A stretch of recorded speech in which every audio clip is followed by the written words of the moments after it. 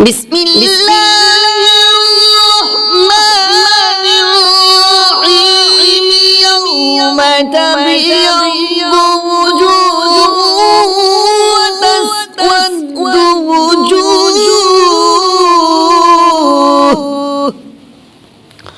فأما الذين اسودت وجوههم أكفرتم بعد إيمانكم فذوقوا العذاب بما كنتم تكفرون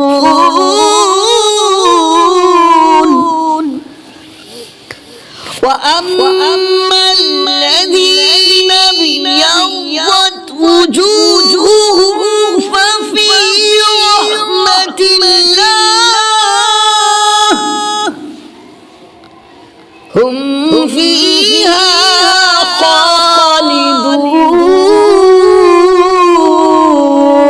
خالدون. تلك آيات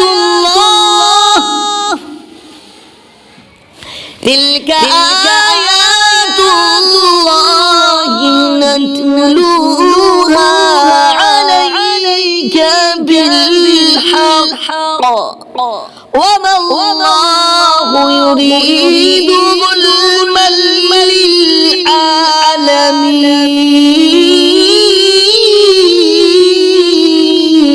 للعالمين. ولله ما في السماوات وما في الأرض وإلى الله ترجع الأمور.